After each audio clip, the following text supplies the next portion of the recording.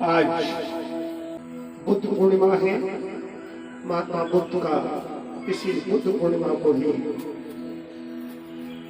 जन्म हुआ और इसी बुद्ध पूर्णिमा को उन्हें ज्ञान हुआ, सम्यक संबुद्ध बने और इसी बुद्ध पूर्णिमा को उनका निर्माण हुआ।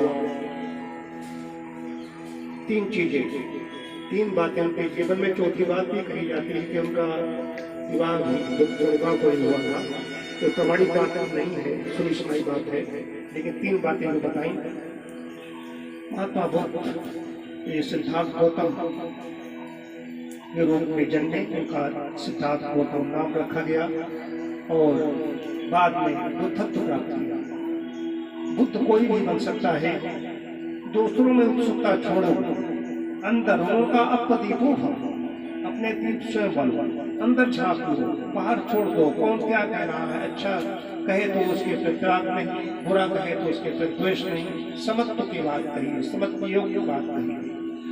जो पंचशील, जो बौद्ध धर्म है, जो पंचशील के नियमों का पालन कर रहा है, ध्यान में महात्मा बुद्ध ने ध्यान की एक चीज को आगे बढ़ाया।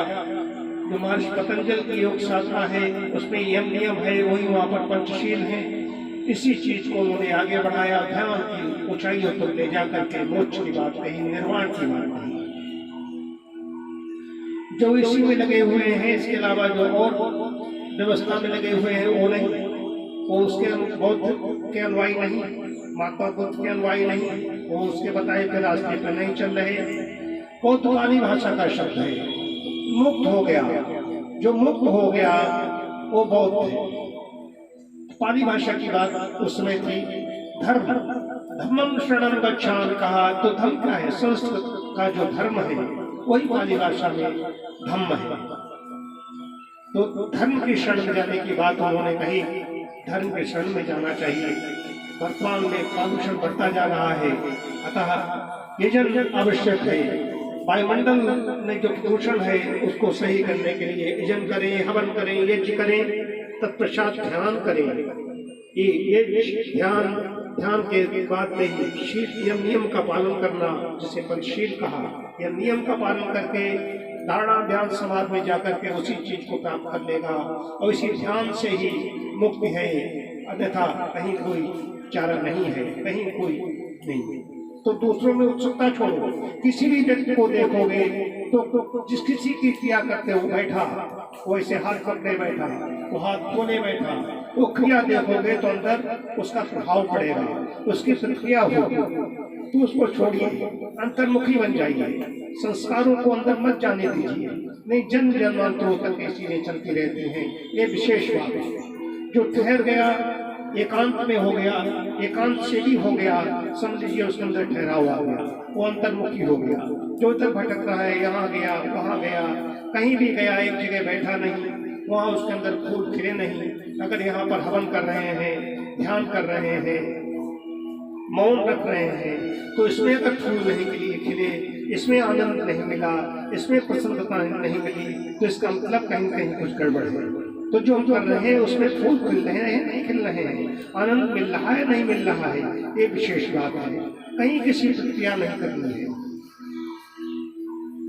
ये ध्यान की बात बता रहा हूँ। महात्मा बुद्ध तो इतने बड़े हैं, तो उनका शिष्य आनंद 40 वर्षों तक साथ में रहा। महात्मा बुद्ध के ऊपर कोई आया, उसने थूक दिया, वो क्रोधित था, तो उन्होंने अपने चादर से उसको पोंछ डाला और उसे कहा कुछ और कहना है? तो कुछ नहीं, उसने तो चला गया, कहा कुछ नहीं, कहा ठीक है, नमस्ते। तो आनंद को गुस्सा आया, कहा कि आपने बिल्कुल सहन कर लिया। उन्होंने कहा हमारा, इसके लिए मुझे जन्म लेना पड़ता, ये हमारा कुछ था लेन देन जो पूरा हो गया। प्रक्रिया ही नहीं थी, कोई प्रक्रिया नहीं, कहीं कोई उलझाव नहीं। उन्होंने सीधी सी बात कही, सीधी सी बात कही उन्होंने, बस। तो आज बुद्ध पूर्णिमा की सभी को शुभकामनाएं। एक शाला उकाया तो परिवार के सदस्यों की ओर से देता हूँ। खीर की आहुति उनको भी खीर सुजाता ने खिलाई थी। आज हम दूध से बनी चीजें खाते नहीं, तो यहाँ हमारी जूनियर डॉक्टर श्रुति ने बादाम की दूध की खीर बनाई हम सबके लिए, तो खीर का आनंद लेंगे। ध्यान करेंगे। और आज दिन में ध्यान कर जो लोग अभी हमारे यहाँ तो नियत समय 6 बजे हवन प्रारंभ हो जाता है, इनका 6 बजे से हवन नहीं प्रारंभ करते हैं, तो आज पूर्णिमा का दिन अपने घर में हवन करें और ध्यान करें। बहुत बहुत शुभ।